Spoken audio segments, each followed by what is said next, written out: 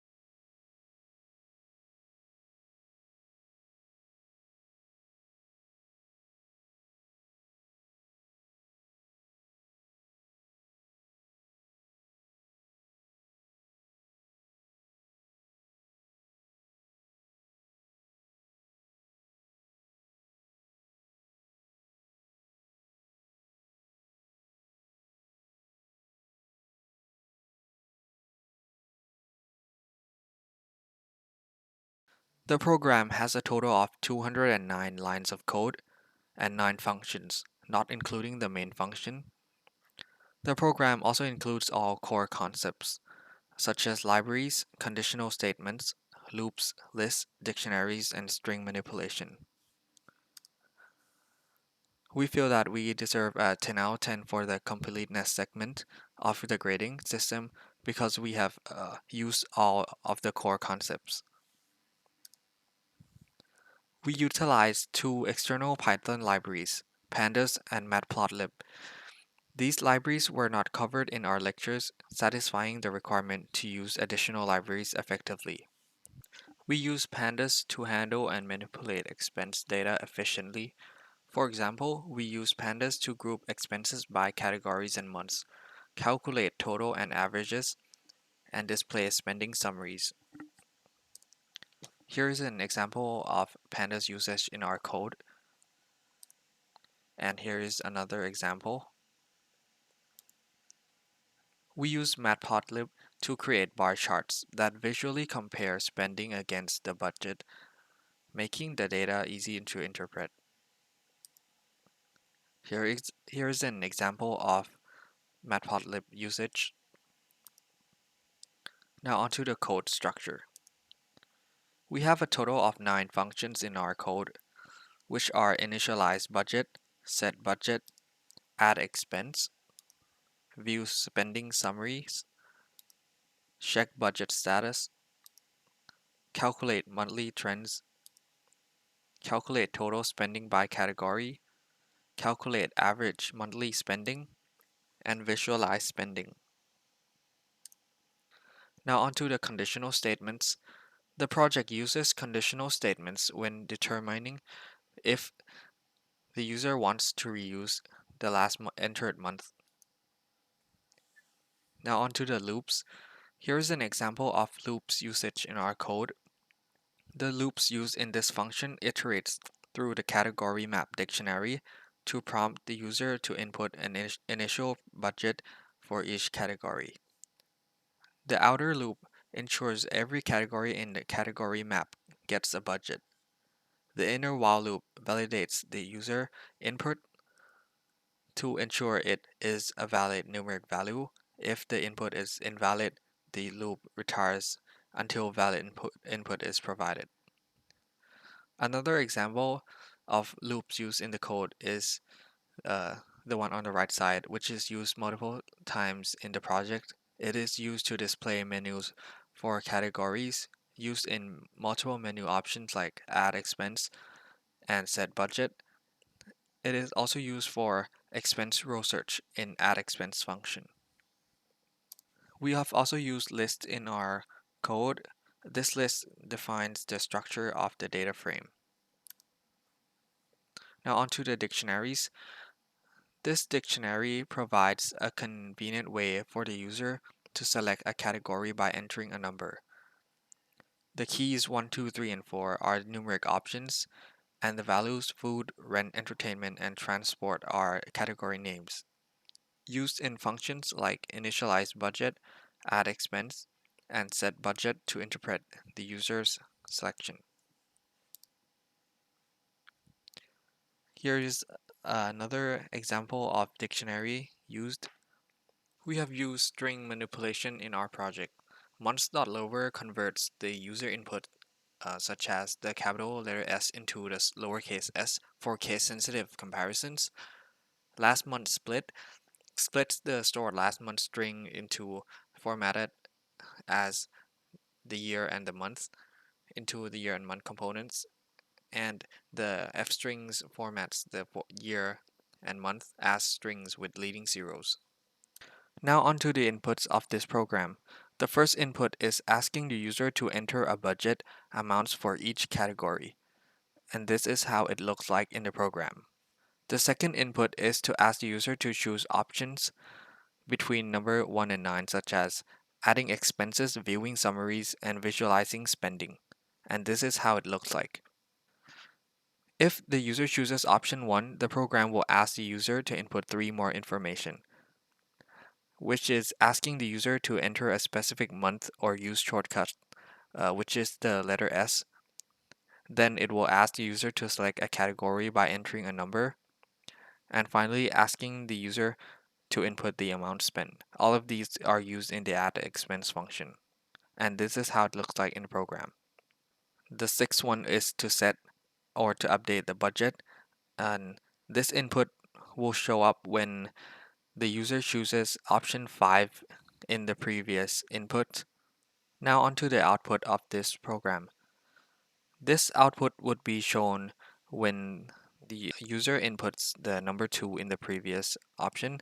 It is a table showing spending for each category, budget, and the difference between them and the percentage of the budget used.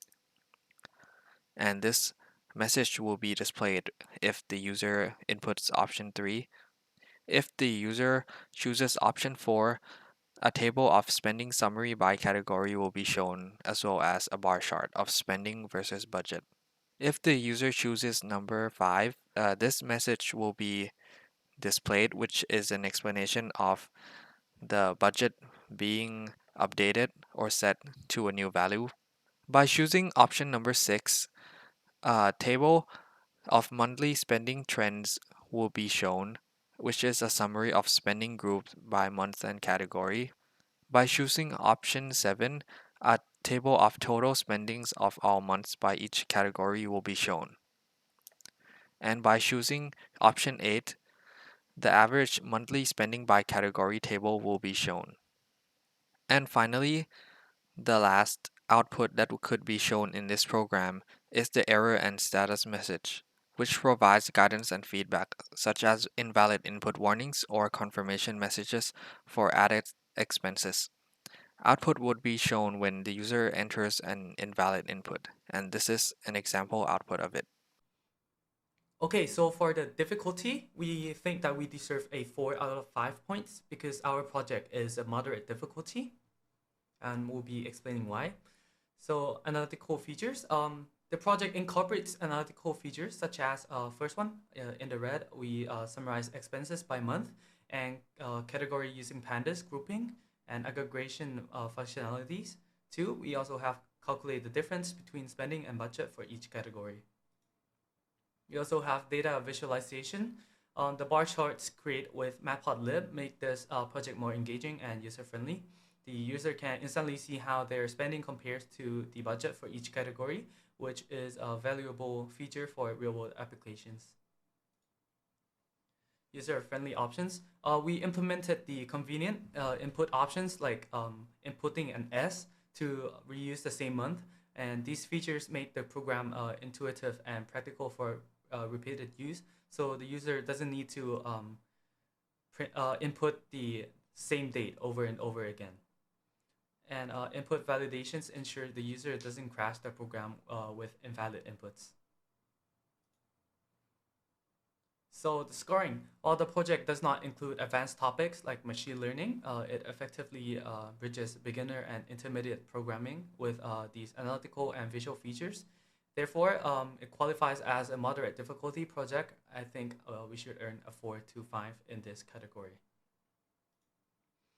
Code quality and appropriateness, we think we deserve a 5 point out of 5. And I'll be explaining. Modularity and reusability. And each function is concise with a single and clear purpose. For example, in the function add expenses, it handles only the task of adding expense.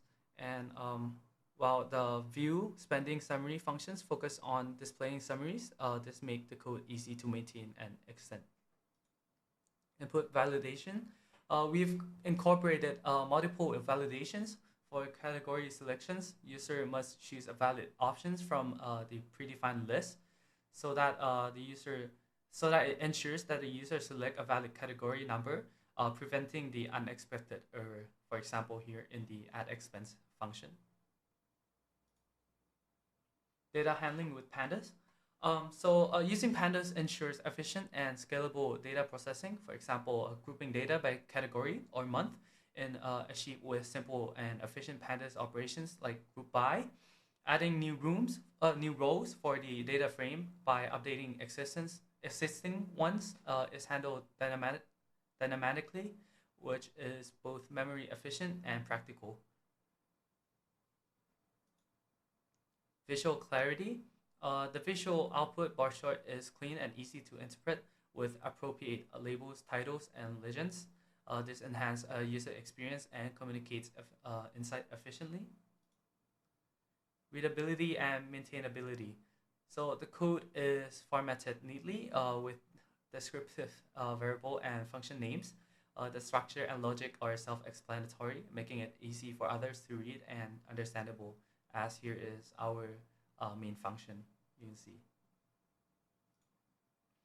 And yeah, so overall, our project demonstrate a well-structured, clear, and concise code. We think that we should earn a full 5 point for the code quality.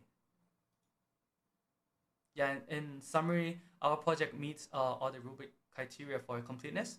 We have fully implementing the required libraries, functions, and programming construct. Difficulty, we balance beginner-friendly features with intermediate-level analysis and visualization. And for code quality, we are delivering a robust, modular, and user-friendly program. And I think that we demonstrate that why our project deserves a 19 out of 20 in total. And yeah.